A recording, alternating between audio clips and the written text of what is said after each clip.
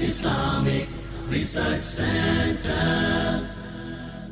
نحمده ونصلي على رسوله الكريم أما بعد فأعوذ بالله من الشيطان الرجيم بسم الله الرحمن الرحيم رب اشرح لي صدري ويسر لي أمري واحلل عقدة من لساني يفقهوا قولي. مدینہ میں جس وقت اسلام کی ٹھنڈی ٹھنڈی ہوائیں پہنچنے لگیں، لوگ بےتاب ہو کر مکہ پہنچے اس ہستی سے ملاقات کے لیے جسے رب نے اپنے رسول کے طور پر مبعوث فرمایا تھا. یہ ملاقاتیں حج کے زمانے میں ہوئیں، جن میں سے 2 ملاقاتیں ایسی ہیں جن کو آپ سیرت کی کتابوں میں بھی پڑھتے ہو اور ہماری تاریخ کا بڑا روشن باب ہے. اور اب دیکھیے کہ ان ملاقاتوں کے لیے جو بےتابی تھی، اس بےتابی کو وہ لوگ بہت محسوس کر سکتے ہیں جو شدت کی گرمی میں موسم کی ہلکی سی تبدیلی کے ساتھ ہی فیصلہ کر لیتے ہیں کہ ٹھنڈے علاقوں میں جائیں گے. اب ہمیں ان کی طرف رخ کرنا چاہیے، کچھ دن وہاں گزار کر آئیں، کیونکہ ہلکی سی موسم کی تبدیلی ان کے اندر شوق کو اور زیادہ ابھار دیتی ہے. تو ایسے ہی مدینہ پر جب پہلی بار اللہ تعالیٰ کی رحمت ہوئی اور پہلی بار اللہ تعالیٰ کے پیغام کی خوشبو لے کر لوگ مدینہ پہنچے تو لوگ وہاں سے نکل کھڑے ہوئے. حج کا موسم تھا جب 12 لوگ رسول اللہ صلی اللہ علیہ وسلم سے ملاقات کے لیے پہنچے. پھر ایک بیعت ہوئی جسے بیعت عقبہ اولیٰ کہتے ہیں. اگلے سال دوبارہ بیعت ہوئی جسے بیعت عقبہ ثانیہ کہتے ہیں.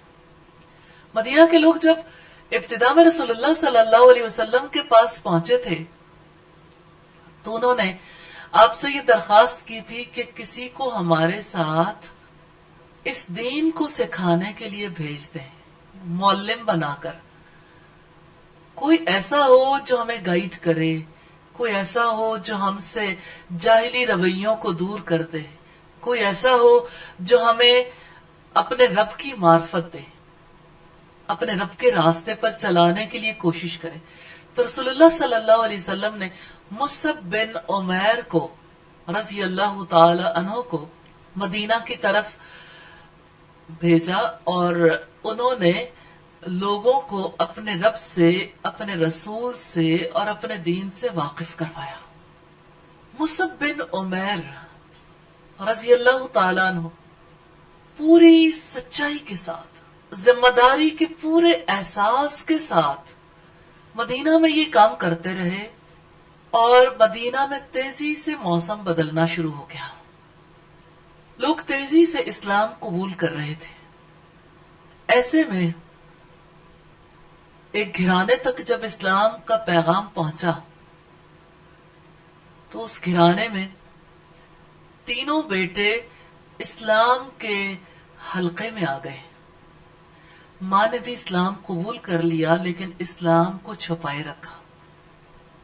یہ 3 لڑکے جس ماں کی زیر تربیت زندگی بسر کرتے رہے، جس کے زیر سایہ انہوں نے سچائی کا ساتھ دینا سیکھا، اس خاتون کا نام ہند بنت عمر رضی اللہ تعالی عنہ ہے.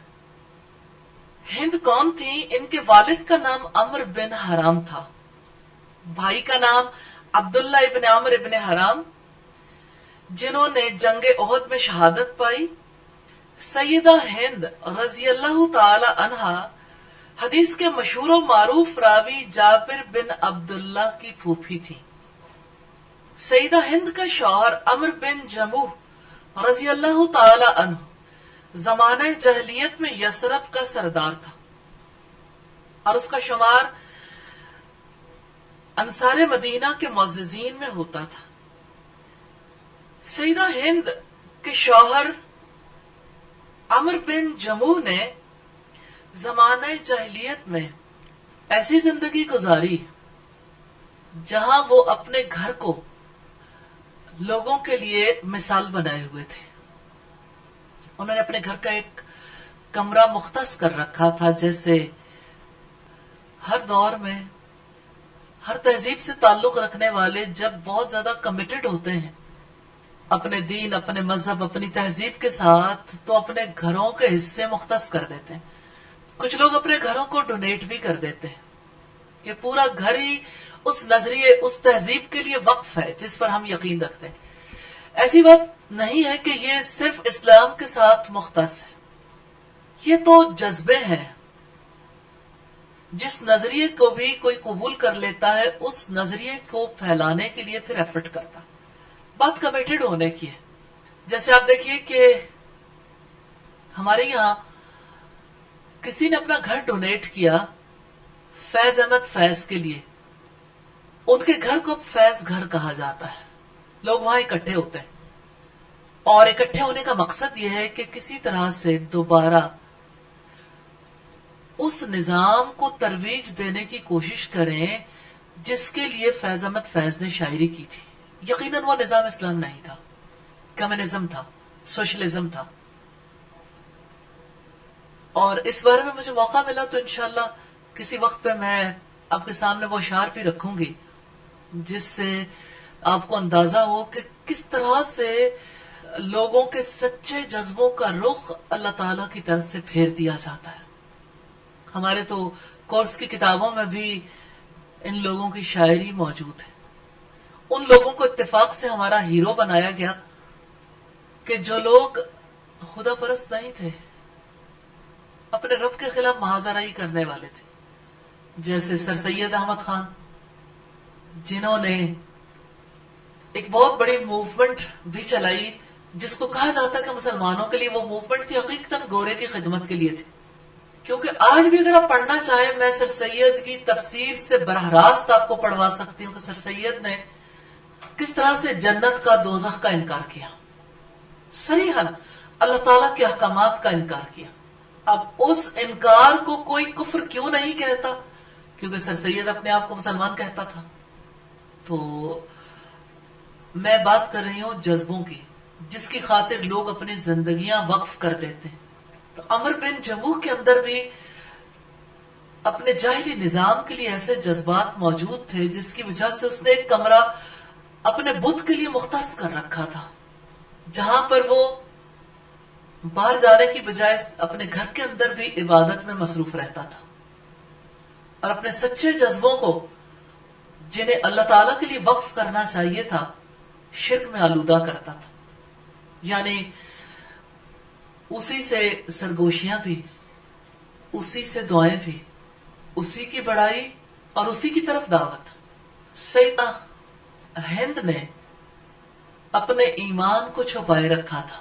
اور میں اس بات کو خاص طور پر اس لیے ہائی لائٹ کر رہی ہوں تاکہ آپ لوگوں کے ذہن میں رہے کہ جب سچے دین کو کوئی قبول کرتا ہے تو ضروری نہیں کہ پہلے ہی موڑ پر سارے معاملات کا اظہار کر دے.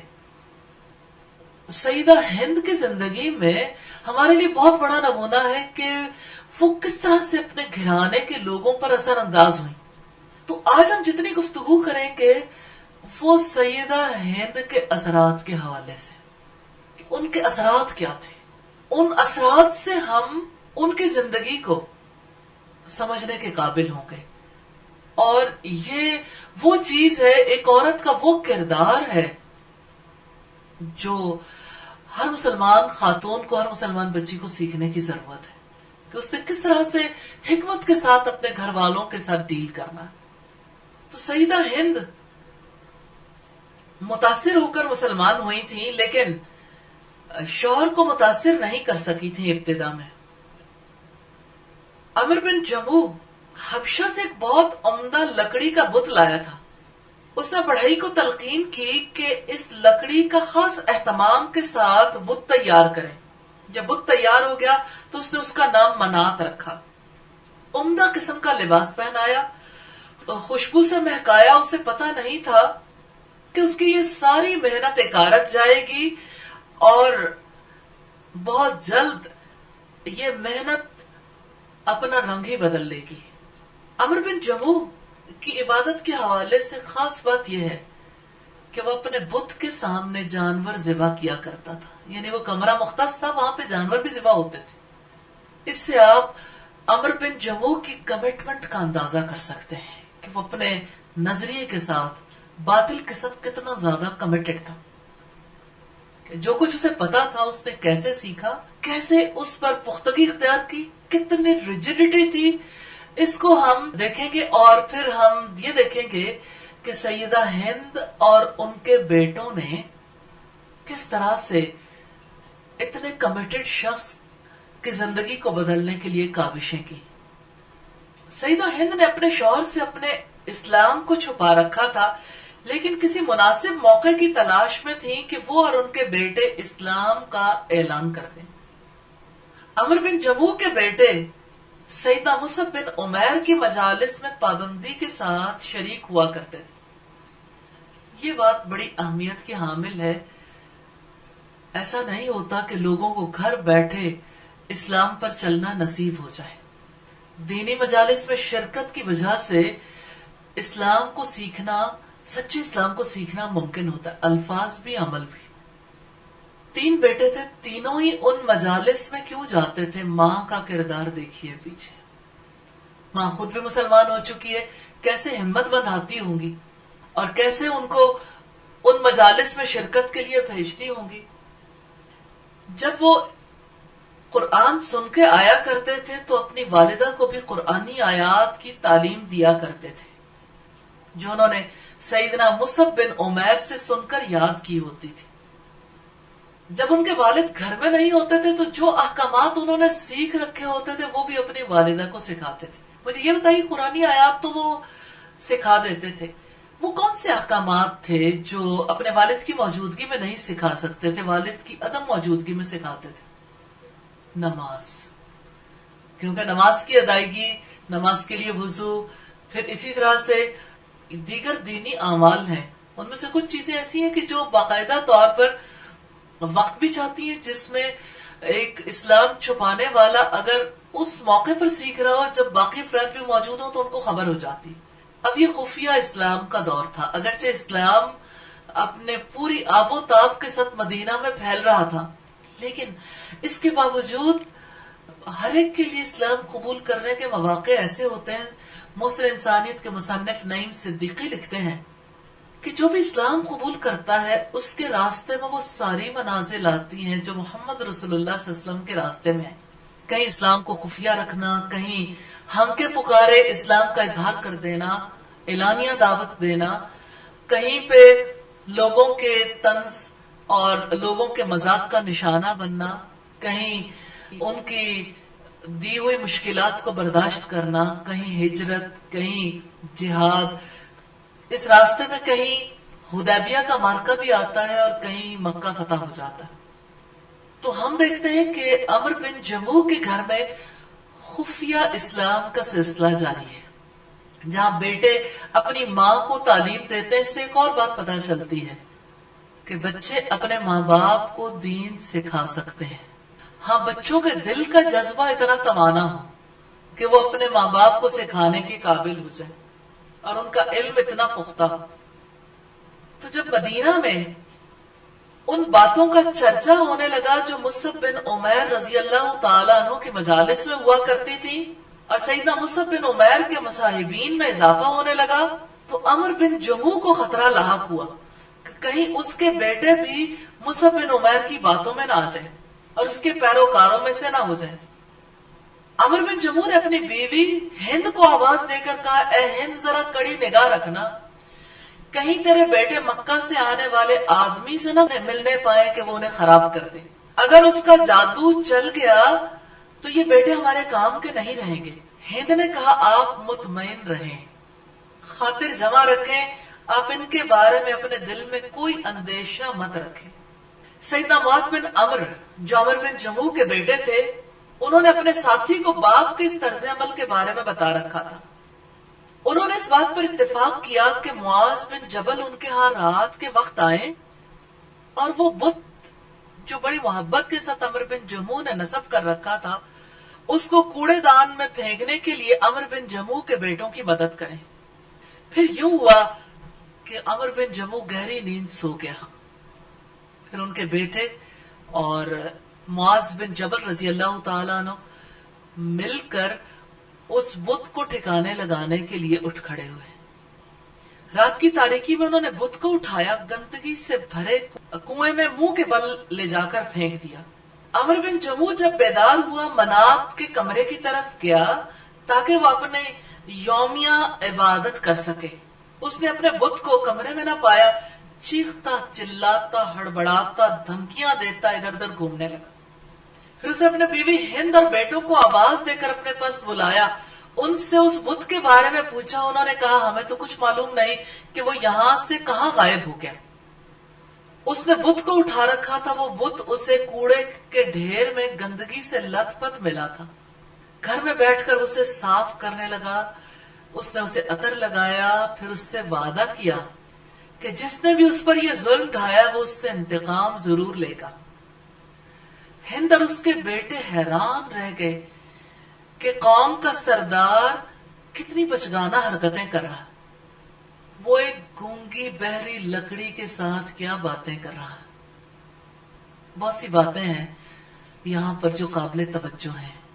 ایک تو یہ کہ عمر بن جموح دل کی گہرائی کے ساتھ بت پرست تھا، اس لیے اپنے بت کے ساتھ سرگوشیاں بھی کرتا تھا، وعدے بھی کرتا تھا اور اس کی حفاظت بھی کرتا تھا اور اس بت کی عبادت بھی کرتا تھا، اس کی خاطر جانور بھی قربان کرتا تھا۔ اگر آپ کسی بھی دین میں دیکھیں تو ضرورت کس چیز کی ہوتی ہے؟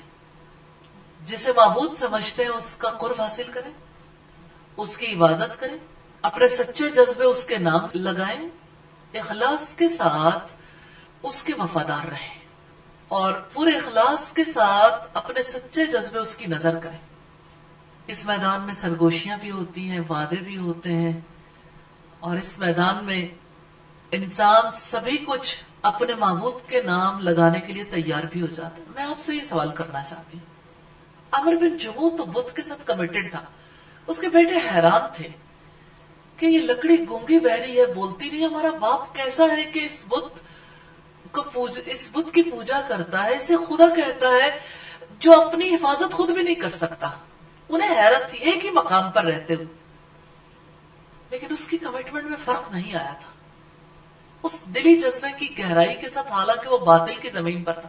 آپ تو حق کی زمین پر ہیں، آپ تو اس کی پوجا کرتے ہیں، اس کی عبادت کرتے ہیں جو جہانوں کا بادشاہ ہے، اس کے ساتھ اپنے تعلق کو مضبوط بنانے کی کوشش کرتے ہیں۔ آپ دیکھیے کہ آپ اس کے قرب کے لیے کب کب کیا قربانیاں دیتے ہیں، اپنے گھر میں کیا چیز ہے جو اس کے لیے مختص کر رکھی ہے، کہاں پر اس کے ساتھ کمیٹڈ ہوتے ہوئے حکمت سے کام لیا کہ گھر والوں کو بھی ساتھ لے کے چلنا ہے تو حکمت کے ساتھ، کہاں پر آپ نے اپنی سچی محبت کا اظہار کرنے کے لیے کوئی چیز اس کے نام وقف کی ہو۔ سوچتے رہیے گا، اللہ تعالیٰ وہ وقت لائے گا انشاءاللہ کہ جب سچے معبود کے ساتھ آپ کی وابستگی اس سے زیادہ شدید ہو جائے گی، کیونکہ رب العزت کا فرمانا والذین آمنوا اشد حبا للہ، وہ لوگ جو ایمان لائے وہ اللہ کی محبت میں سب سے زیادہ شدید۔ تو انشاءاللہ اللہ تعالیٰ کی محبت میں شدت اختیار کرنی۔ لیکن اب دیکھیں، جس وقت ہم مثالی شخصیت کی زندگی کو پڑھتے ہیں ان سے تو ہم متاثر ہوتے ہیں، لیکن سم ٹائمز ایسا ہوتا ہے کہ ہم ان لوگوں کی زندگیوں سے بہت بڑا سبق حاصل کر جاتے ہیں جو کفر پر بہت زیادہ شدت اختیار کرتے ہیں، کہ یہ باطل کی سرزمین پر کھڑے ہو کر اتنا مضبوط تعلق بنا سکتے ہیں جس تعلق نے کوئی نفع نہیں دینا اور جس تعلق نے ہوا کے جھونکوں کے ساتھ بکھر جانا ہے۔ تو کیا ہم حق کی سچائی کی زمین پر کھڑے ہو کر اپنے تعلق کو مضبوط نہیں بنا سکتے؟ انسان جب کمپیریزن میں آتا ہے تو اس کے لیے بہت سی دھند چھٹ جاتی ہے کہ ہماری کمٹمنٹ کے راستے میں کیا چیز حائل ہے، کیونکہ ہر ایک کے اندر سے وہ مختلف چیز نکل آتی ہے جس کی وجہ سے وہ خالص نہیں ہو پاتا۔ تلاش جاری رکھیے گا اور اپنے رب سے مدد مانگیے گا تاکہ اس کے ساتھ وفاداری کا حق ادا کر سکے، جیسے ابراہیم علیہ السلام نے حق ادا کیا تو رب العزت نے فرمایا ابراہیم تو وہ ہے جس نے وفا کا حق ادا کر دیا. اللہ تعالیٰ ہمیں بھی وفا کا حق ادا کرنے والوں میں شامل فرما دے. دوسری بات جو یہاں پہ بڑی اہمیت کی حامل ہے وہ یہ کہ جس کو اپنایا جاتا ہے ہول ہارٹیڈلی اپنایا جائے تو معاملات میں فرق آ جاتا ہے. مثال کے طور پر اللہ تعالیٰ کا ایک تعلق ہے، اس تعلق میں دیکھیے کہ آپ نے کس چیز کو اپنایا. یہاں پر آپ کو سامنے عمرو بن جموح ہے جو اپنے بت سے گندگی کو صاف کر رہا ہے، جو اس کو عطر لگا رہا ہے، ایک بار پھر اس کو اس قابل کر رہا ہے کہ وہ اس کی عبادت کر سکے. میں نے دیکھا ہے سچے جذبوں کو جو لوگ اللہ تعالیٰ کے لیے نچھاور کرتے ہیں کس طرح سے نچھاور کرتے ہیں. کچھ برس پہلے میری ایک خاتون سے ملاقات ہوئی حج گروپ میں ہی. وہ کہنے لگی کہ دلی خواہش تھی کہ بیت اللہ کے لیے ایسا عطر تیار کر سکیں جو عطر سب کو مہکا دے. تو میرے ہسبینڈ جو ہے وہ ان کی کوئی اسی نوعیت کا بزنس تھا جس میں وہ باقاعدہ طور پر جیسے جو لوگ عرق وغیرہ نکالتے ہیں اور جیسے جو لوگ عرق وغیرہ نکالتے ہیں اور جیسے جو لوگ عرق وغیرہ نکالتے ہیں اور جیسے جو لوگ عرق وغیرہ نکالتے ہیں اور یہ مجھے اس وقت ذہن میں نہیں آ رہا کہ کام وہ بیسیکلی کون کون سے کیا کرتے تھے. میرا خیال ہے کہ یہ مرحبا والے نہیں، مرحبا والے وہ خاتون تھی جی. اب وہ کہتی ہے کہ ہم عطر تیار کر کے لائے ہیں اور یہ عطر بہت زیادہ قیمتی ہے لیکن اپنے سچے جذبوں کا اظہار کرنا چاہتے ہیں. کوئی وقت ہوگا جب ان کا خیال اس جانب گیا ہوگا کہ ہم دنیا میں لوگوں تک گلاب کی خوشبو کو پہنچاتے ہیں تو اس گلاب کی خوشبو کو بیت اللہ کے اندر بھی آنا چاہیے کہ وہاں پر عود کی خوشبو تو آتی ہے، امبر کی خوشبو تو آتی ہے، وہاں پر اور خوشبویں آتی ہیں تو ہمارے علاقے کے پھول کی خوشبو وہاں سے نہیں آتی. مواقع تو آپ کے پاس بھی ہے اپنے رب کو اپنانے کے لیے. سوچتے کیوں نہیں کیسے سچے جذبوں کو اس کے نام لگائیں. اگر کسی کے دل میں کوئی بات آتی ہے کہ کہاں پر اس کے لیے اپنے جذبے نچھاور کر سکتے ہیں تو ضرور شیئر کریں. عمرو بن جموح سے سبق حاصل کرتے ہوئے عبرت. اب آپ دیکھیں کہ آپ سوچیں گے نہیں تو آپ کو موقع کیسے ملے گا. سوچنا کتنا ضروری ہے نا. کیا آپ کی دھرتی پر اللہ کے گھر نہیں ہے جہاں اللہ تعالیٰ کی عبادت کی جاتی ہو، جہاں اللہ تعالیٰ کے دین کی تعلیم دی جاتی ہو. اللہ تعالیٰ نے اپنے نبیوں کو حکم دیا تھا حضرت ابراہیم اور حضرت اسماعیل کو کہ میرے گھر کو طواف کرنے والوں کے لیے، اعتکاف کرنے والوں کے لیے، رکوع اور سجدے کرنے والوں کے لیے صاف رکھو. اس کا مطلب یہ کہ اللہ تعالیٰ اس کام کی اتنی قدر کرتے ہیں کہ انبیاء سے بھی یہ کام کرواتے ہیں. ایک خاتون کے بارے میں ضرور آپ کے ساتھ شیئر کرنا چاہوں گی. امریکہ میں رہتی تھی، ہماری فیملی کے ساتھ کچھ لنک قائم ہوا ان کا، پھر الحمدللہ دین کی جانب آئی تو وہ اللہ تعالیٰ کے ساتھ اتنی محبت کرنے لگ گئی کہ ہر ہفتے یا جب بھی اللہ تعالیٰ انہیں موقع دیتا وہ امریکہ سے کینیڈا کی طرف ٹریول کرتی اور کینیڈا میں جاتی اور جا کے اللہ تعالیٰ کے دین کے لیے جو بھی مراکز قائم تھے وہاں پہنچتی اور وہاں جا کے صفائی ستھرائی کرتی، پھر وہاں پہ نماز وغیرہ ادا کرتی اور پھر گھر کو لوٹ آتی. اللہ تعالیٰ نے نہ مال دینے میں کمی کی تھی نہ سمجھ دینے میں کمی کی تھی. لیکن اب دیکھیں کہ سچے جذبے جس کو اپنے رب کے نام لگانے کا موقع مل جائے وہ کس مقام پر چلا جاتا ہے. وہیں پہ نماز ادا کر رہی تھی، نماز ہی کی حالت میں اللہ تعالیٰ کے پاس چلی گئی. اللہ تعالیٰ نے کیسی حالت میں قبول کر لیا، ملاقات ہی کی حالت میں ملاقات ہو گئی، اصلی والی ملاقات ہو گئی. الحمدللہ.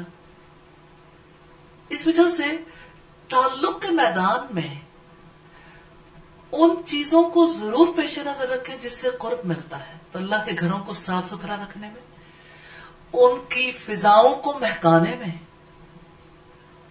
اپنا حصہ دیکھیں کہاں ہے، شیئر ڈالیے.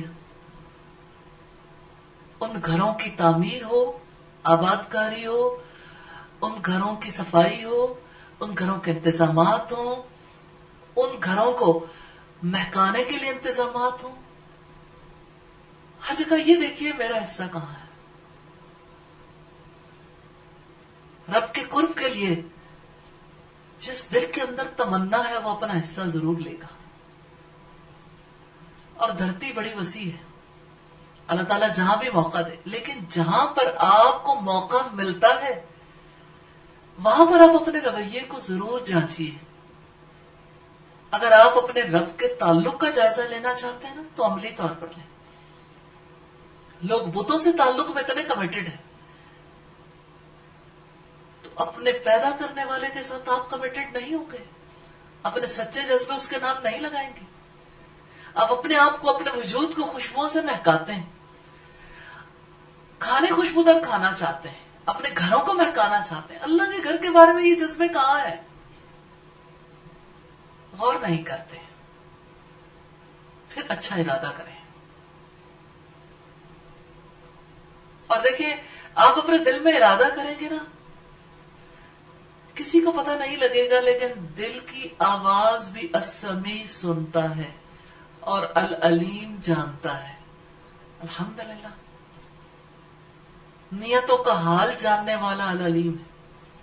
ان اللہ علیم بذات الصدور. بے شک اللہ تعالی سینوں کی باتوں کو خوب جاننے والا. جانتے ہیں ذات الصدور کسے کہتے ہیں؟ سینوں کی ملکہ.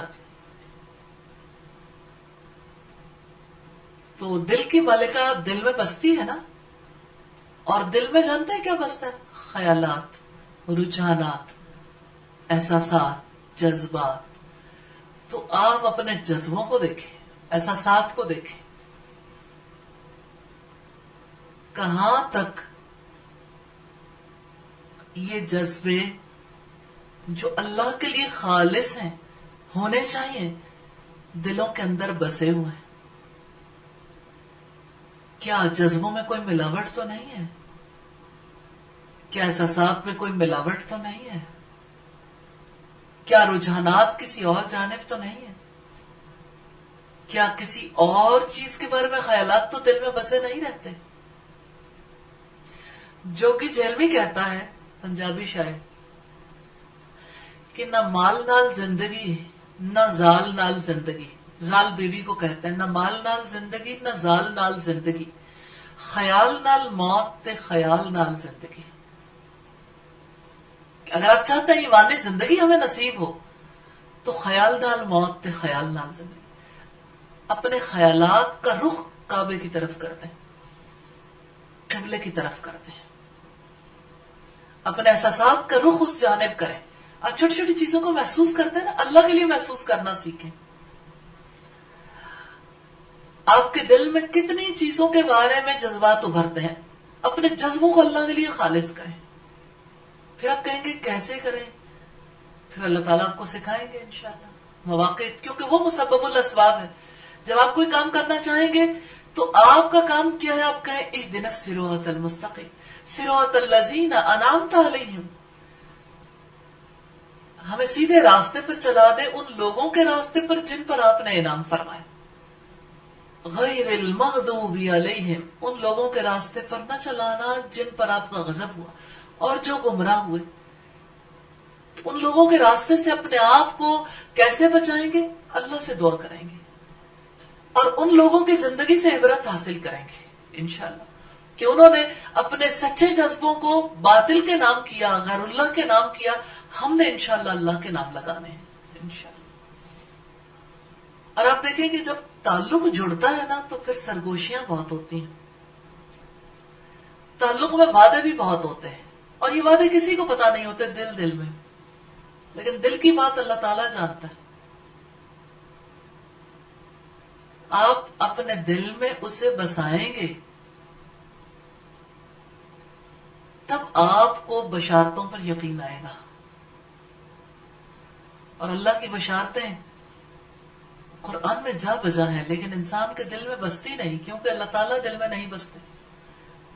جب اللہ تعالیٰ کو دل میں بسائیں گے انشاءاللہ یادوں سے، ذکر سے، دعاؤں سے، سرگوشیوں سے، اپنے احساسات، اپنے جذبات، اپنے خیالات، رجحانات کا رخ اس طرف موڑیں گے انشاءاللہ، اور اللہ تعالیٰ سے دعائیں کریں گے تو انشاءاللہ زندگی بدل جائے گی.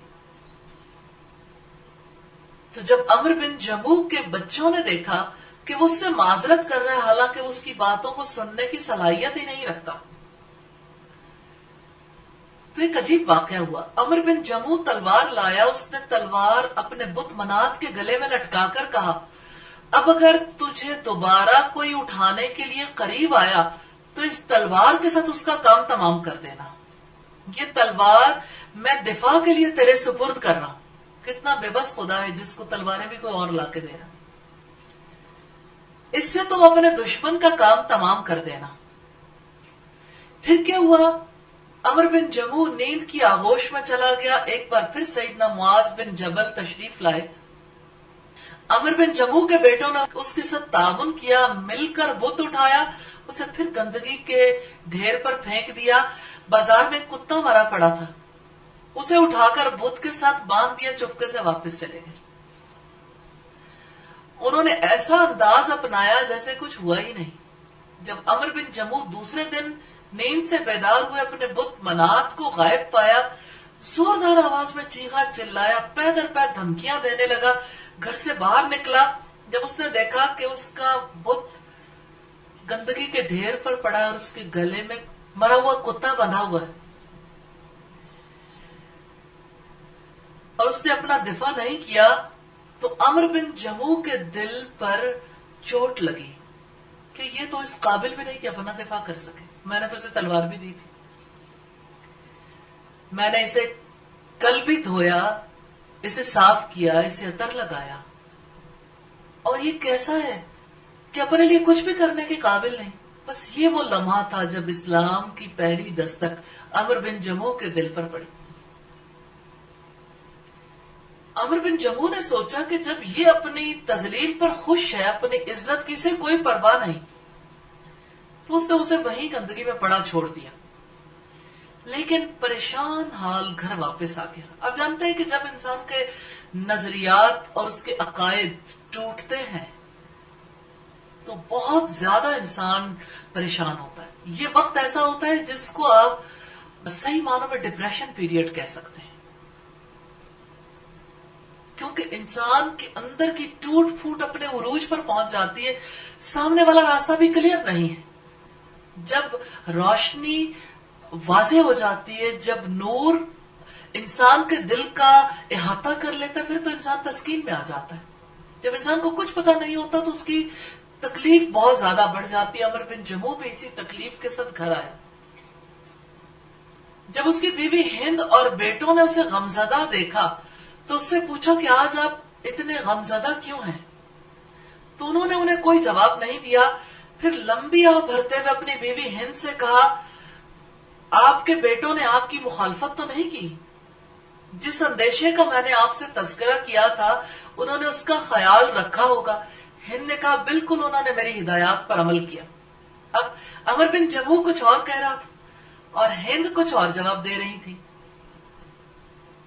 یہ وہ موقع ہے جہاں بہت کانشیس ہونے کی ضرورت ہے، کیونکہ بڑی کریٹیکل سٹیج ہے، بڑا کریٹیکل موڈ ہے، جہاں سیدہ ہند کی ذہانت ہمیں نظر آتی کہ کس طرح سے انہوں نے اپنے شوہر کو ایک طرف تسلی بھی دلائی اور دوسری طرف اگلا چیپٹر بھی اوپن کر دیا. یہ حکمت تھی سیدہ ہند کی کہ انہوں نے اپنے اسلام کو چھپایا، اپنے شوہر کو غصہ نہیں دلایا، بہت طریقے کے ساتھ اپنے شوہر کے ساتھ معاملہ کرتی نہیں. اور پھر وہ سٹیج آ گئی جہاں پر ان کا دل خود متاثر ہو گیا، جب انہوں نے دیکھا کہ اب وہ موقع آ گیا ہے جہاں پر ان کے دل پر چوٹ پڑی ہے، یہ غمزدہ بھی ہیں، اب ان کے سامنے اسلام کی روشنی کو ضرور ظاہر کر دینا چاہیے. تب بھی یوں نہیں کہا کہ دیکھا میں نہیں کہتی تھی फलां ऐसी बात थी, फलां ऐसी बात थी, नहीं। उन्हें बिल्कुल तसल्ली में रखा और उन्हें यह भी कहा कि हाँ, मैंने जो उन्हें हिदायत दी उन्होंने भरपूर तरीके से उस पर अमल किया है। अमर बिन जमू ने यह समझा कि वही हिदायत होंगी जो मैंने दी थी, और सैयदा हिंद ने इस एतबार से बताया कि मैंने जो हिदायत दी उन्होंने पूरे तरीके से अमल किया। अब अमर बिन जमू के दिल में वो जो एकदम रिएक्शन उभर रहा था वो कंट्रोल हो गया, टेम्परेचर नॉर्मल हो गया। अब इस मोड़ पर उन्होंने अमर बिन जमू को बताया कि मुआज ने एक रोज मक्की मुबल्लिग की कुछ बातें सुन ली थी, आप उसको अपने पास बुलाए। खुद भी नहीं बताया कि उसने ये बात सुनी थी, ये बात सुनी थी। अमर बिन जमू ने उसे आवाज दी, वो साथ वाले कमरे में था। आवाज सुनते ही उसने कहा, मैं हाजिर हूं अब्बा जान, मैं अभी आया। यानी इज्जत में भी कोई कमी नहीं आई। जब बेटा अपने बाप के सामने आ खड़ा हुआ तो उन्होंने पूछा कि आप ये बताओ कि उस आलिम से कुछ सुनकर तुमने जबानी याद किया है? तो उन्होंने जवाब दिया कि हाँ, मैंने याद किया।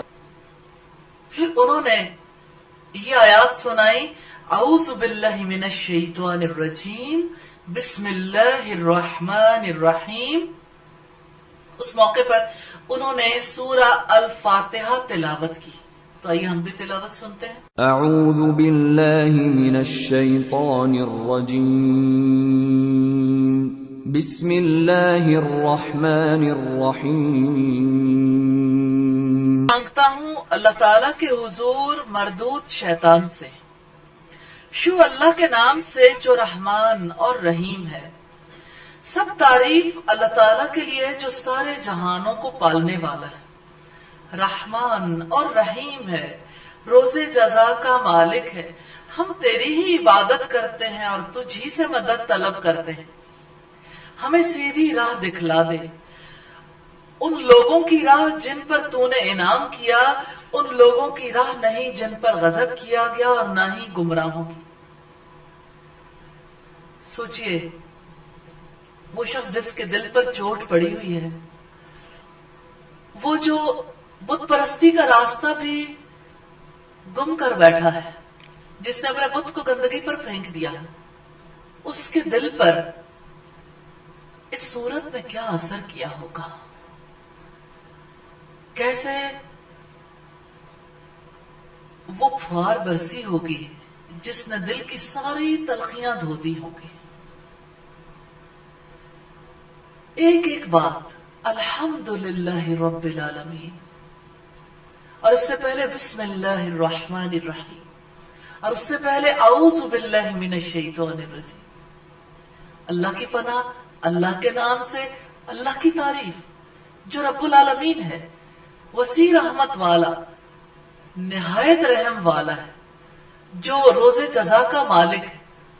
सिर्फ उसकी हम इबादत करते हैं, सिर्फ आपकी हम इबादत करते हैं, सिर्फ आपसे हम मदद मांगते हैं। उस मौके पर अमर के दिल कैसे गिरफ्त में आया होगा कि मैं तो उस बुत की इबादत करता रहा जिसे मैं गंदगी के ढेर पे छोड़ आया, और मेरा बेटा कहता है इय्याका नअबुदु व इय्याका नस्तईन इहदिनस सिरातल मुस्तकीम। हमें सीधा रास्ता दिखा दे। कितनी दिल की गहराई से दुआ निकली होगी कि हमें सीधा रास्ता दिखा दे, उन लोगों का रास्ता जिन पर आपने इनाम फरमाया, उन लोगों के रास्ते पर न चलाना जिन पर तेरा गजब हुआ और जो गुमराह हो गए। सूरह फातिहा से पहले और सूरतें भी नाजिल हो चुकी थी, जैसे पहली वही इक़रा बिस्मि रब्बिकल लज़ी खलक। इसी तरह से अगर हम ये देखें कि ये कौन सा दौर था, तो मक्की दौर का सारा कुरान ही ऑलमोस्ट उस वक्त तक नाजिल हो चुका था। एक कसीर हिस्सा कुरान हकीम का नाजिल हो चुका था। लेकिन बेटे की जहानत देखिए कि उसने कैसी चीज का इंतखाब किया। अल्हम्दुलिल्लाह। और इससे दावत के उसलूब का भी पता चलता है कि किस तरह से, किस स्टेज पर किसको किस चीज की दावत देनी चाहिए। और यह भी पता चलता है कि तिलावत दिलों पर असर अंदाज होती। سورہ فاتحہ سن کر عمر بن جموح ہم کلامی کا انداز اختیار کرتے ہوئے کہنے لگے یہ کلام کتنا دلکش ہے، دل موہ لینے والا، دل فریب ہے، خوبصورت ہے۔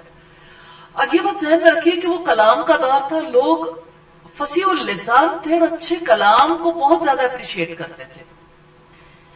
پھر اس نے اپنے بیٹے سے کہا کہ اس کی ساری باتیں اتنی دلکش، اتنی خوبصورت، اتنی دل موہ لینے والی۔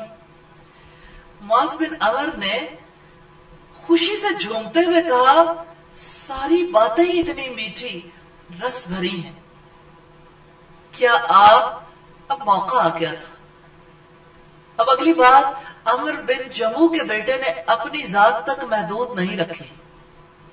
یہ نقطہ بہت سمجھنے والا، داعیان کو عام طور پر یہ بات سمجھ نہیں آتی جو دین کی دعوت دینے والے، وہ سمجھتے ہیں کہ ہم ہی سب کچھ بتا لیں کافی ہو جائے گا۔ عمر بن جموح کے بیٹے نے جب یہ دیکھا کہ چوٹ پڑی ہے اور نشانے پر اس صورت میں کام کیا ہے تو فوراً کہا کہ یہ کلام تو بڑا میٹھا رس بھرا ہے، لیکن کیا آپ خود جا کر اس کی باتیں نہیں سنیں گے؟ آپ ابھی جائیں اور اس کے ہاتھ پر بیعت کر لیں۔ یعنی ایک تو یہ کہا کہ آپ ان کی مجلس میں جائیں، یہ کنیکٹیوٹی ہے۔ دین ہمیں ایسی دعوت دینا سکھاتا ہے کہ کسی کو اپنی ذات تک محدود نہ کریں، جہاں سے دین پھیلایا جا رہا ہے وہاں تک لے جا کر کنیکٹ کر دیں، کیونکہ اکیلا شخص دین سے جڑا نہیں رہ سکتا۔ اب دیکھیں انبیاء کی دعاؤں میں ہمیں ملتا ہے وَالْحِقْنِي بِالصَّالِحِينَ، مجھے صالح لوگوں کے ساتھ ملا دینا۔ تو صالح لوگوں کی صحبت، وہ ماحول اثر انداز ہوتا ہے۔ اور پھر اس پر مستضاد یہ کہ بیٹے نے کہا کہ بڑے بڑے معززین ہیں مدینہ کے جنہوں نے اسلام قبول کر لیا، اسید بن حذیر، سعد بن عبادہ، اسد بن زرارہ اور عبداللہ ابن رواحہ جو قبیلہ اوس اور خزرج کے سردار ہیں، سب نے اسلام قبول کر لیا۔ اور آخری بات بھی کہہ دی، وہ آپ پر سبقت لے گئے۔ بظاہر تو یہ عام الفاظ نظر آتے ہیں، لیکن دعوت دینے والے کی دعوت کی گہرائی کو آپ محسوس کریں۔ اس نے کمپٹیشن میں بھی ڈال دیا تاکہ وہ اپنی جگہ پر بیٹھے رہنے کے لیے شیطان کے ڈالے ہوئے کسی وسوسے کا شکار نہ ہو۔ یعنی ان کی سوچ کو انہوں نے اور آگے بڑھایا اور آگے، حتیٰ کہ مصعب بن عمیر کی مجلس میں پہنچا دیا سوچوں میں ہی۔ پھر ارد گرد کے ماحول کو بھی واضح کیا کہ وہاں تو معززین بیٹھے ہیں، کیونکہ ان کا والد بھی معزز تھا اور معززین کی مجلس میں بیٹھنا چاہتا تھا۔ ساتھ ہی آخری کام بھی کر دیا کہ وہ سب آپ پر سبقت لے گئے، یعنی دوڑو اور سبقت لے جاؤ، سبقت لے جانے والوں میں شامل ہو جاؤ۔ پھر انہوں نے کہا کہ وہ سب ان باتوں پر ایمان لا چکے جو مکی مبلغ بیان کرتا ہے۔ اب عمر بن جموح کی بیوی سیدہ ہند کا کردار ہمیں نظر آتا ہے۔ انہوں نے اپنے شوہر کو حوصلہ دلایا۔ ہاں، ہر بیوی کو اپنے شوہر کو اسلام پر جمنے کے لیے اسی طرح حوصلہ دلانا چاہیے کہ اگر آپ اس مکی نوجوان کی باتوں کو سنیں، اس کے پاس جائیں، اس کے ہاتھ پر بیعت کر لیں تو آپ کے لیے بہت بہتر ہوگا۔ اب آپ دیکھیے کہ اگلا کام عمر بن جموح نے کیا کرنا تھا کہ بیٹے کی باتوں کے بعد بیوی سے مشورہ لینا تھا۔ اس سے پہلے کہ وہ مشورہ لیتا، بیوی نے آگے بڑھ کے مشورہ دے دیا، تو وہ وسوسہ یا وہ خیال جس کی وجہ سے وہ ڈی ٹریک ہو سکتے تھے، کیسے ماں بیٹے اس کو کنٹرول کر رہے تھے ماحول کو۔ وہ کہنے لگے میں اپنے خداؤں سے اس کے بارے میں مشورہ کرتا ہوں کہ وہ کیا کہتے ہیں۔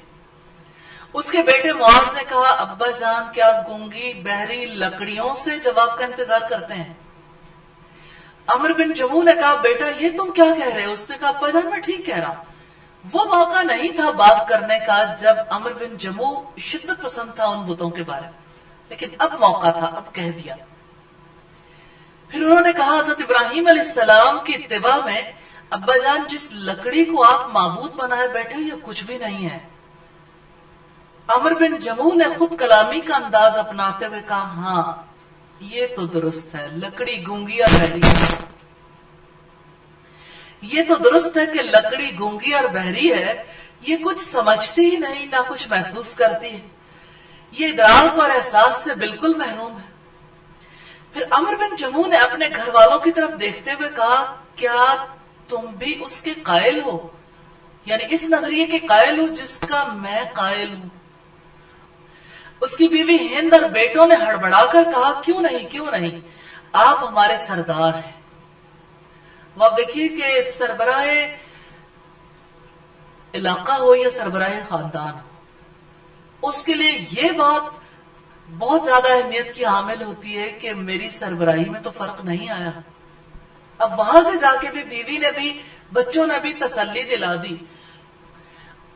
عمرو بن جموح نے کہا تم سب گواہ رہنا، میں نے ایمان قبول کر لیا، کیونکہ سارا ماحول تیار تھا، اور میں تمہارے روبرو گواہی دیتا ہوں کہ اللہ کے سوا کوئی معبود حقیقی نہیں، اور میں گواہی دیتا ہوں کہ محمد صلی اللہ علیہ وسلم اللہ تعالیٰ کے رسول ہیں۔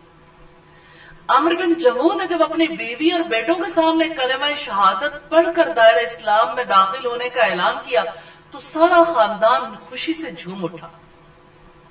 اس سے پہلے انہیں ایسی سعادت نصیب نہیں ہوئی تھی۔ عمرو بن جموح نے سیدنا مصعب بن عمیر کی طرف پیغام بھیجا، وہ ان کے گھر تشریف لائے۔ یہ بات بھی بڑی امپورٹنٹ ہے، خوشی کا موقع ہے جس میں والد کو پوری طرح تیار بھی کیا ہے کہ آپ ان کی مجلس میں جائیں گے، وہاں معززین بھی ہیں، لیکن اب سارا گھرانہ مسلمان ہے۔ اس خوشی کے موقع پر وہ جو ان کے ٹیچر تھے، جو ان کے استاد تھے مصعب بن عمیر، مقری مدینہ تھے، انہوں نے ان کو دعوت دی آپ ہمارے گھر آئیے، گھر تشریف لائے۔ یوں خوشیاں شیئر کی جاتی اور اس کام کو بھی مضبوط کیا جاتا ہے جس کی ذمہ داری اللہ رب العزت نے عائد کر رکھی ہے، دعوت دین کا کام۔ اب ایک شخص کی اسلام کی قبولیت کا موقع تھا اور وہ والد ہے، تو والد کو ہر تکلیف سے نکالنے کے لیے اور ان کے اعزاز کے لیے بھی اور اس خوشی کو سیلیبریٹ کرنے کے لیے سیدنا مصعب بن عمیر ان کی دعوت قبول کرتے ہوئے ان کے گھر تشریف لائے۔ اس گھر کو بتوں کی آلائش سے پاک کیا، قرآنی آیات کی خوشبو سے مہکایا۔ کس طرح سے سیدنا مصعب بن عمیر نے تلاوت کی ہوگی، اس تلاوت پر کیسے سب لوگوں نے خوشی کا اظہار کیا ہوگا۔ سیدنا مصعب بن عمیر نے یہ رات خوشی سے اس گھر والوں کے ساتھ بسر کی، الحمدللہ۔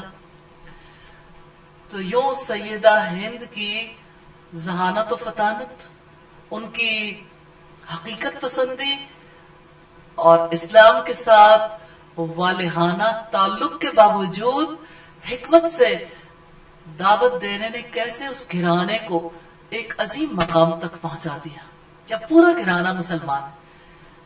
اسلام مدینہ میں کیسے پھیلا، اسلام ہمارے معاشرے میں کیسے پھیل سکتا ہے، اسلام کی روشنی میں وہاں گھر گھر کو کیسے مہکایا، آج ہمارے گھروں کو اسلام کی روشنی کیسے مہکا سکتی۔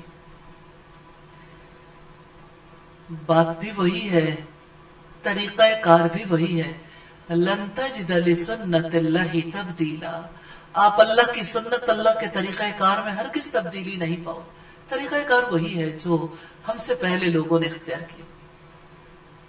کیا آپ ایسے موڑ پر پہنچ گئے ہیں جہاں آپ نے ارادہ کر لیا ہو کہ اپنے گھر والوں کو انشاءاللہ تعالی اپنے رب کے ساتھ تعلق کے لیے اور حقیقی اسلام کو قبول کرنے کے لیے تیار کرنا ہے؟ انشاءاللہ ایک وہ اسلام ہے جو پیدائشی رجسٹر میں درج ہے، جو دلوں کی سرزمین پر نہیں ہے، اور ایک وہ اسلام ہے جو دل کی تبدیلی کا تقاضا کرتا ہے، جو جذبوں کی صداقت کو رب کے نام لگانے کا تقاضا کرتا ہے، جو قربانیاں مانگتا ہے۔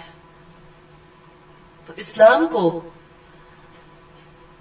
قربانی کے مقام پر اختیار کرنا ہے انشاءاللہ، اور اپنے گھر والوں کو بھی اسی موڑ تک لانا ہے انشاءاللہ۔ تو ارادہ کیجئے، دعائیں کیجئے اور اپنی کوششوں کا آغاز کر دیجئے۔ اللہ تعالیٰ آپ پر اپنی رحمتیں نازل فرمائے۔ اور اس واقعے پر کتنا فائدہ دیں گے یہ واقعات. ان واقعات کو خود بھی سنائے اور کتنا اچھا ہوگا کہ یہ واقعات آپ کسی بھی فارم میں یعنی پڑھ کر بھی سنا سکتے ہیں اور اس کی آڈیو بھی سنا سکتے ہیں غیر محسوس. کیونکہ واقعات سے انسانوں کو دلچسپی ہوتی ہے اور اللہ تعالیٰ نے اپنی کتاب میں واقعات سے تربیت کی ہے الحمدللہ. تو آپ بھی واقعات سے آغاز کریں گے انشاءاللہ, مثالی شخصیات سے آغاز کریں گے تو سب لوگوں کے دل میں بہت دلچسپی پیدا ہوگی. لیکن واقعات کے ساتھ کام کرنا چاہتے ہیں تو آپ کوشچن مارک لگانا سیکھیں. کس موڑ پر, کس چیز پر کسی کے دل میں کوشچن مارک لگا کے اسے چھوڑ دینا ہے. جب آپ کسی کے دل میں کوشچن مارک لگاتے ہیں تو وہ بلبلاتا ہے, آگے کیا ہوا, پھر کیا ہوا, پھر. لیکن وقت اور حالات کی نزاکت کے مطابق آپ فیصلہ کریں گے اس وقت بتانا زیادہ مناسب ہے یا پھر. سوچوں میں ڈوبے چھوڑنا چاہیے کسی وقت پہ, کیونکہ انسان سوچتا ہے, غور کرتا ہے تو اللہ تعالی کی طرف جانے کے لیے اس کے دل کے اندر بھی کشمکش شروع ہو جاتی, پھر وہ اچھے فیصلے کرنے کی پوزیشن میں آتا ہے. عمر بن جموح نے اسلام قبول کیا تو ہول ہارٹیڈلی قبول کیا. کتنی سچی بات ہے نبی صلی اللہ علیہ وسلم کی, الناس کالمعادن, لوگ کانوں کی طرح ہیں. خیارکم فی الجاہلیت خیارکم فی الاسلام, جو تم میں سے جاہلیت میں بہترین تھے وہی اسلام میں بہترین ثابت ہوں گے. عمر بن جموح قوم کا سردار تھا لیکن اس کی پنڈلی میں کچھ نقص تھا. سیدنا عمر لنگڑا کر چلتے تھے, یعنی اپنی پنڈلی کے نقص کی وجہ سے. پھر ایسا ہوا کہ مشرکین کے خلاف پہلی جنگ ہوئی, غزوہ بدر. جب انہیں پتا چلا کہ میدان بدر کی طرف لوگ روانہ ہونے والے تو وہ بھی جلدی جلدی گھر پہنچے اور جہاد کے لیے روانگی کے لیے تیاری کی. ان کی بیوی ہند اور ان کے بیٹے انہیں جنگ کے لیے جانے سے روکنے لگے اور کہنے لگے آپ معذور ہیں, لنگڑا کر چلنے کی وجہ سے آپ کو دشواری کا سامنا کرنا پڑتا ہے. لیکن ان کا اصرار تھا میں ضرور جنگ میں شریک ہوں گا. جب بیٹوں نے اپنے والد کے اصرار کو دیکھا تو رسول اللہ کی خدمت میں حاضر ہوئے. آپ سے عرض کی ابا جان کو سمجھائیں ان کا گھر میں رہنا زیادہ مناسب ہے. رسول اللہ صلی اللہ علیہ وسلم نے بیٹوں کی دلی تمنا کا لحاظ کرتے ہوئے عمر بن جموح کے گھر میں رہنے کو زیادہ مناسب خیال کیا, انہیں تجویز دی جو انہوں نے منظور کر لی. اس طرح وہ جنگ بدر میں شریک نہیں ہوئے. پھر میدان بدر کی جانب سے ٹھنڈی ہوائیں آنے لگی کہ لشکر اسلام نے تہہ تیغ کر دیا بڑے بڑے دشمنوں کو. عمر بن جموح نے جب یہ دیکھا کہ اس کے بیٹے میدان جنگ سے کامیاب و کامران واپس آئے تو خوشی کا کوئی ٹھکانہ نہیں رہا. ان کی دلی تمنا تھی کہ وہ بذات خود لڑائی میں شریک ہوتے اور اللہ سبحانہ و تعالی انہیں شہادت کے مرتبے پر فائز کرتے. پھر یوں ہوا کہ میدان بدر سے شکست کھانے کے بعد شکست خوردہ قریش نے اپنی اس شکست کا بدلہ لینے کے لیے دوبارہ مسلمانوں پر چڑھائی کرنے کی سوچی. جب انہوں نے لشکر تیار کیا تو رسول اللہ نے بھی میدان احد کی طرف روانگی کے لیے صحابہ کرام سے مشورہ کیا. صحابہ کرام نے رسول اللہ کی تائید کی لیکن منافقوں نے اس سلسلے میں مخالفت کی جن کا سرغنہ عبداللہ بن ابی تھا. نبی کریم کے وہ ساتھی جو غزوہ احد میں شریک نہیں ہو سکے تھے, غزوہ بدر میں شریک نہیں ہو سکے تھے, وہ دلی رغبت رکھتے تھے کہ مدینہ کے باہر جا کے جنگ کریں. آپ صلی اللہ علیہ وسلم نے ان کے مشورے کو قبول کیا اور یوں غزوہ احد کی طرف جانا ٹھہرا. ان مشورہ دینے والوں میں سیدنا عمر بن جموح بھی شامل تھے. جب سیدنا عمر بن جموح خوشی سے سرشار گھر میں داخل ہوئے تو ان کی بیوی ہند اور بیٹے گھبرا گئے, کیونکہ انہوں نے اتنی وارفتگی کی حالت میں اپنے والد کو کبھی نہیں دیکھا تھا کہ وہ ہتھیار بھی تھامے ہوئے. انہوں نے قرآن حکیم کی آیات سے ان کے سامنے یہ بات رکھی کہ آپ کو اللہ تعالیٰ نے معذور قرار دیا ہے.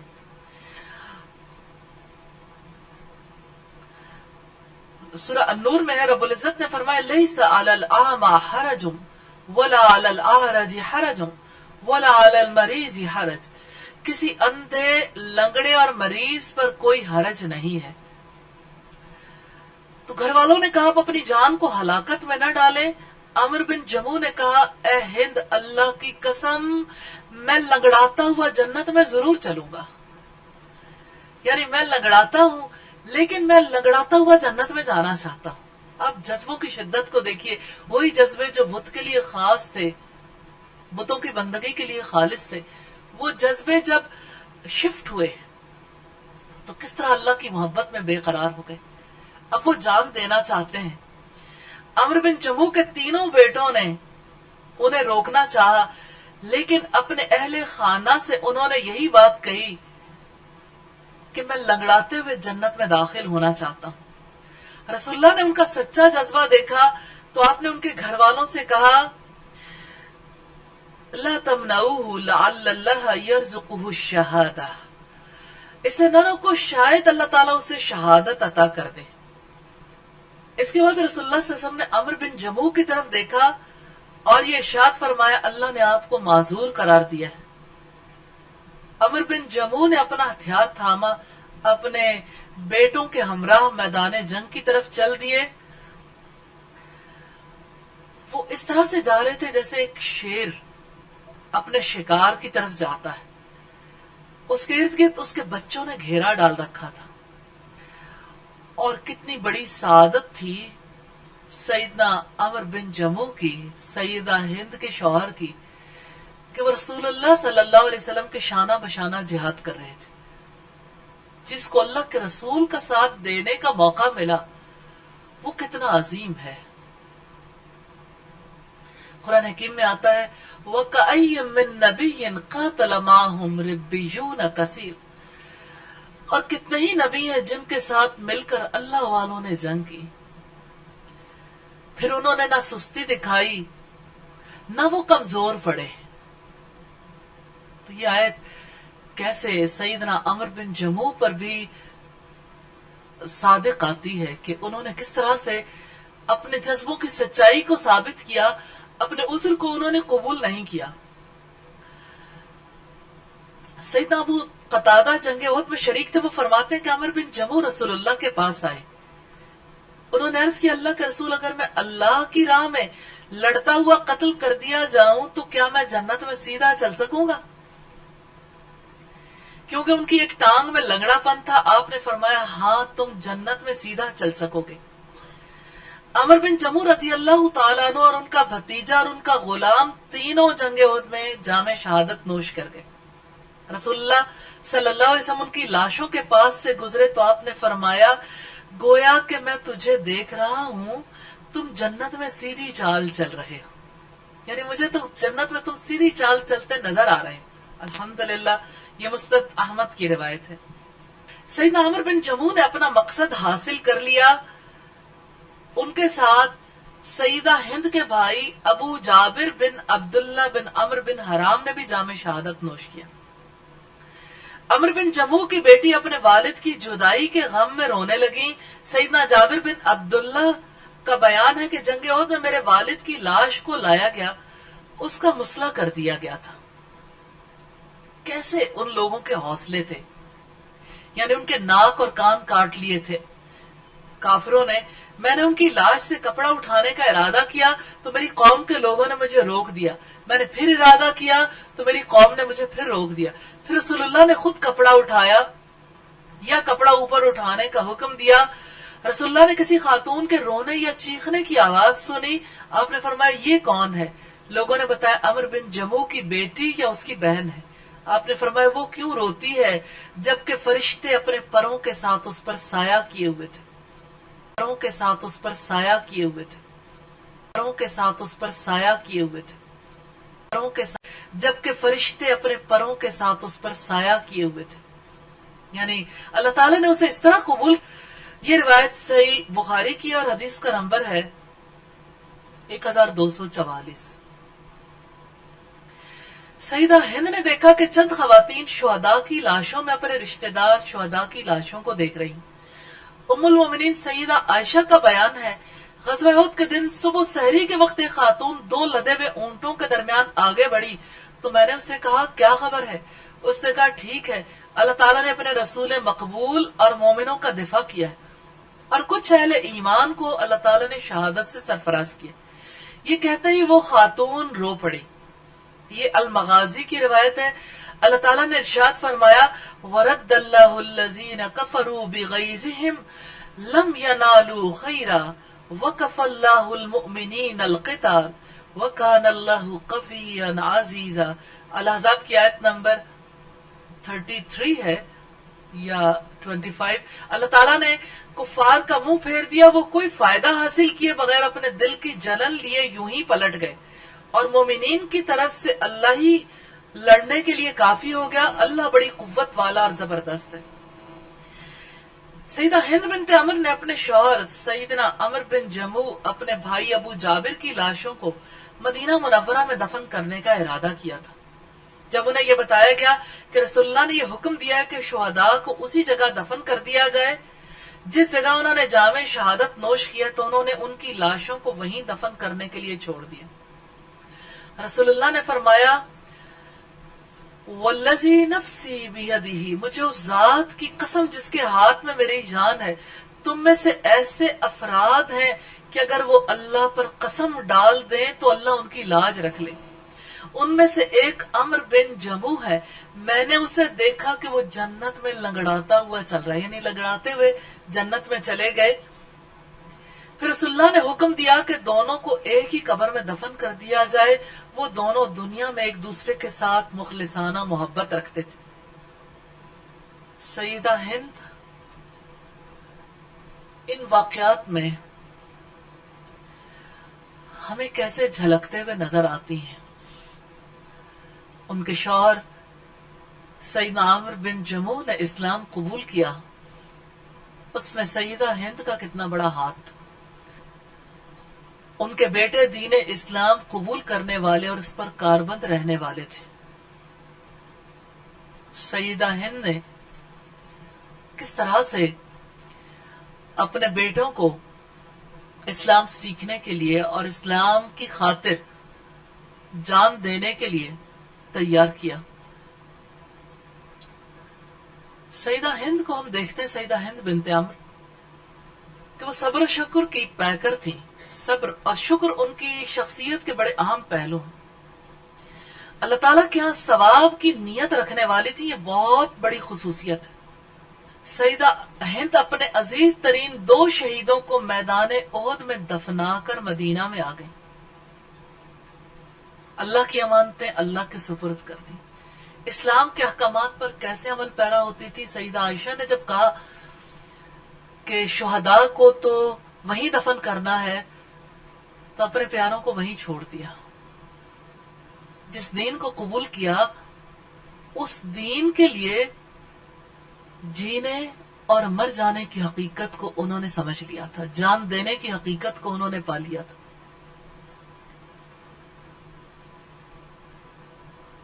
अपने किसी प्यारे की शहादत के मोड़ पर इंसान को सच्चे इस्लाम का पता चलता है कि दिल की गहराई में किस कदर उतरा हुआ है।